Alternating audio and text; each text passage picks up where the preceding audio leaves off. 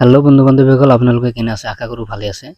তো আপোনালোকৰ কাৰণে আজি এটা নতুন ভিডিঅ' লৈ আহিছোঁ, যিটো হ'ল নতুনকৈ এটা ৱেবছাইট মুকলি কৰি আছে।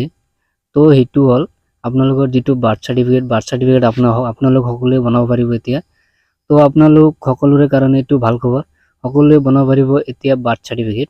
তো এইটোৰ কাৰণে যিকোনো এটা ব্ৰাউজাৰ অ'পেন কৰি ইয়াতে চাৰ্চ কৰিব সেৱা সেতু। সেৱা সেতু চাৰ্চ কৰিব, ইয়াতে এইটো ইণ্টাৰফেচ আহি যাব, ইয়াতে সেৱা সেতু দেখা পাব। তাৰপিছত আপোনালোকে ইয়াতে যিটো আছে চিটিজেন সাৰ্ভিস 225টা চিটিজেন সাৰ্ভিস দেখা পাব। তাৰপিছত ইয়াতে আছে আপোনাৰ লগইন ৰেজিষ্টাৰ, সেইটোত ক্লিক কৰি দিব। ক্লিক কৰি দিয়াৰ পিছত এইটো ইণ্টাৰফেচ দেখা পাব। ইয়াতে আছে আপোনালোকৰ চিটিজেন, PFC, CHC, এইটোৱে আপোনালোকে দেখাব। তো আপোনালোকে চিটিজেন মানে আপোনালোকে সেলফত ৰেজিষ্টাৰ কৰিব পাৰিব, আৰু যদি CHC ID আছে তেনেহ'লে CHCত ক্লিক কৰি দিব। CHCত ক্লিক কৰি দি CHC কানেক্ট লগইনত ক্লিক কৰি দিব। তাৰপিছত আপোনালোকে এইটো ইণ্টাৰফেচ দেখা পাব। ইয়াতে আপোনালোকৰ CHC আইডিটো বহাই দিব, পাছৱাৰ্ড আৰু কেপচাটো বহাই দি আপোনালোকে সাইন ইনত ক্লিক কৰি দিব।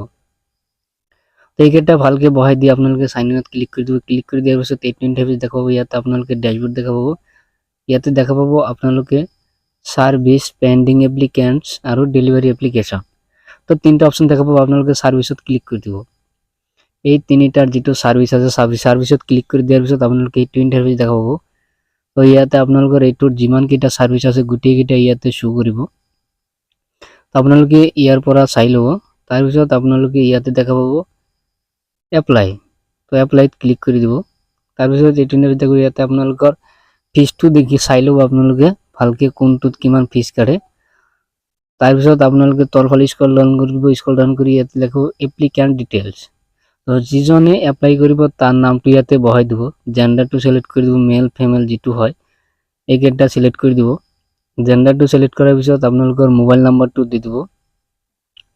মোবাইল নম্বৰ দিয়াৰ পিছত জিমেইল আইডিটো দি দিব। জিমেইল আইডিটো অপচনেল, এইটো দিলেও হ'ব নিদিলেও হ'ব। জিমেইল আইডিটো দিয়াৰ পৰে আপোনালোকে ইয়াতে দেখা পাব ৰিলেটিভছ উইথ নিউ বৰ্ণ।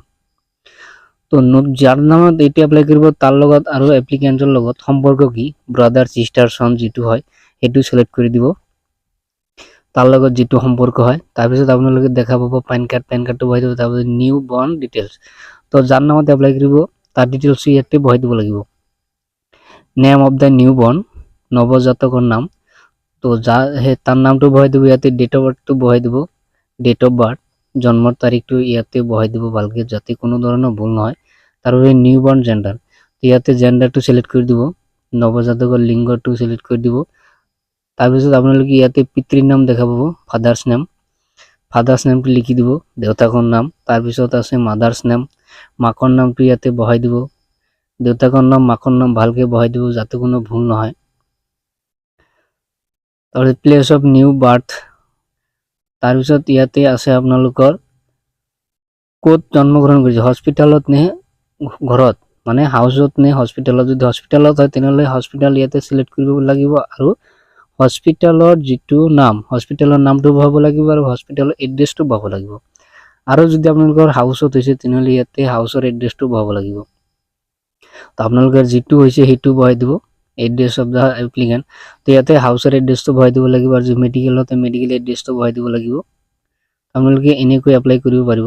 তাৰপিছত ইয়াতে আছে reason of the being late, তো ইয়াতে লিখা আছে আপোনালোকৰ ইমান দেৰি, ইয়াত মানে ইমান দেৰিকে আপোনালোকে এপ্লাই কৰি আছে কিয়, সেইটোৰ এটা কাৰণ লিখি দিব। তাৰপিছত ইয়াতে আছে আদাৰ ডিটেইলছত আপোনালোকৰ ষ্টেটটো বহোৱা থাকিব। তাৰপিছত ডিষ্ট্ৰিক্টটো সিলেক্ট কৰি দিব, ৰাজ্যটো বহাই থাকিব, জিলাটো সিলেক্ট কৰি দিব আপোনালোকে, যাৰ যিটো জিলা হয় ডিষ্ট্ৰিক্ট। তাৰপিছত আছে সাব ডিষ্ট্ৰিক্ট মানে মহকুমাটো ভালকে সিলেক্ট কৰি দিব। মহকুমাটো সিলেক্ট কৰি দিয়াৰ পিছত আপোনালোকে ইয়াতে দেখাব সাৰ্কেল অফিস, চক্ৰ বিষয়া। তো সাৰ্কেল অফিসটো সিলেক্ট কৰি দিব, যাৰ যিটো সাৰ্কেল আছে। তাৰপিছত ভিলেজটো বহাই দিব। ভিলেজটো বহাই দিয়াৰ পিছত ইয়াতে আপোনালোকে সেভ এণ্ড নেক্সটত ক্লিক কৰি দিব।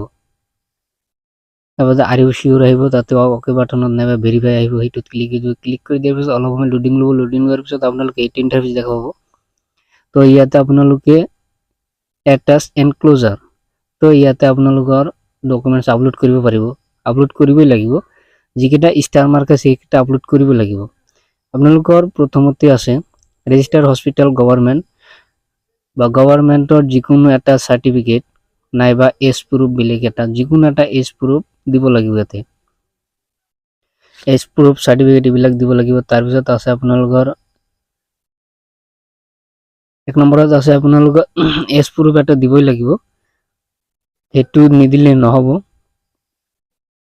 তাৰপিছত স্কুল চাৰ্টিফিকেট এটা দিব লাগিব আপোনালোকৰ এড্ৰেছ প্ৰুফ আৰু এজ প্ৰুফ এই দুটাৰ কাৰণে স্কুল চাৰ্টিফিকেট এটা দিব লাগিব যিকোনো এটা স্কুল চাৰ্টিফিকেট ইয়াতে সিলেক্ট কৰি আপলোড কৰিব লাগিব তাৰপিছত আছে আপোনালোকৰ এফিডেভিট এটা লাগিবই এফিডেভিট লাগিব তাৰপিছত আপোনালোকে নেক্সটত ক্লিক কৰি দিব তাৰপিছত এইটো ইণ্টাৰফেচ দেখাব ইয়াতে আপোনালোকৰ এডিট আছে যদি এডিট কৰিব বিচাৰে এডিট কৰিব পাৰিব আৰু যদি প্ৰিন্ট কৰিব বিচাৰে প্ৰিন্ট কৰিব আৰু মেক পেমেন্টছত ক্লিক কৰি দিব এইটো ইণ্টাৰফেচ দেখাব ইয়াতে আপোনালোকৰ সাৰ্ভিস চাৰ্জ 30 টকা আৰু ইয়াতে আছে কনফাৰেন্স চাৰ্জ ইয়াতে 10 টকা থাকিব আৰু ইয়াতে আপোনাৰ প্ৰিন্টিং পেজ কেইটা লাগে আৰু স্ক্যানিং পেজ কেইটা আপোনালোকে যিমান কেইটা আছে কিমান কেইটা বহাই দিব পিছত সাবমিটত ক্লিক কৰিব ক্লিক কৰি দিয়াৰ পিছত এইটো ইণ্টাৰফেচ দেখাব পেমেন্ট গেটওয়ে সিলেক্ট কৰি দিব এক্সিস ইজি পে সিলেক্ট কৰি দিব মাই এগ্ৰিত ক্লিক কৰি দিয়াৰ পিছত আপোনালোকে প্ৰচিড ফৰ পেমেন্টত ক্লিক কৰি দিব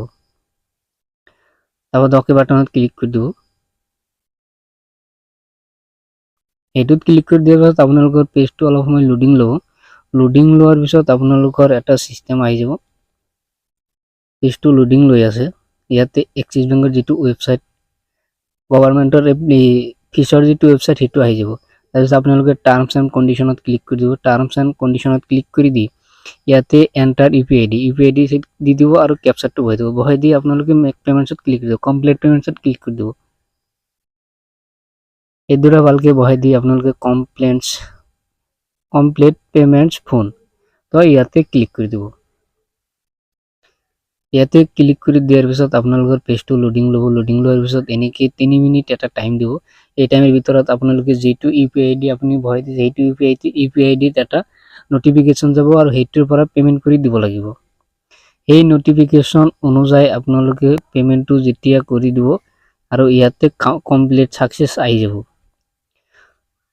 এনেকৈ আপোনালোকে নিজৰ বাৰ্থ সাৰ্টিফিকেট এপ্লাই কৰিব পাৰিব এইটো নতুন ওয়েবসাইট দি দিছে তো ইয়াতে আপোনালোকে দেখা পালে স্ট্যাটাস সাকসেসফুল বা স্ট্যাটাস সাকসেস তো এনেকৈ আপোনালোকে জিআৰএন নাম্বাৰটো আহি যাব আৰু সাকসেস আহি যাব এনেকৈ আপোনালোকে কৰিব পাৰিব বাৰ্থ সাৰ্টিফিকেট এপ্লাই তো আপোনালোকৰ বাৰ্থ সাৰ্টিফিকেট এপ্লাই কৰাৰ কাৰণে নতুন এটা ওয়েবসাইট আহি গৈছে তো আপোনালোকে পলম নকৰি সোনকালে এইটো কৰি ল'ব যদি আপোনালোকৰ ভিডিওটো নিশ্চয় ভাল লাগে তেনেহলে সাবস্ক্ৰাইব লাইক শেয়াৰ কমেন্ট কৰি দিব আৰু কাকত থকা বেল আইকনটো বজাই দিব আপোনালোকে যিমান পাৰে বেছিকৈ শেয়াৰ কৰিব যাতে আপোনালোকৰ শেয়াৰৰ জৰিয়তে আপোনালোকৰ এটা দুটা শেয়াৰৰ জৰিয়তে বহুতো মানুহ এটো কৰিব পাৰিব আপোনালোকে নিশ্চয় শেয়াৰ কৰিব আৰু মোৰ নতুন ভিডিও পোৱাৰ কাৰণে আপোনালোকে শেয়াৰ কৰি ৰাখক চেনেলটো আপোনালোকে বেছিকৈ শেয়াৰ কৰক সাবস্ক্ৰাইব কৰক লাইক কৰক শেয়াৰ কৰক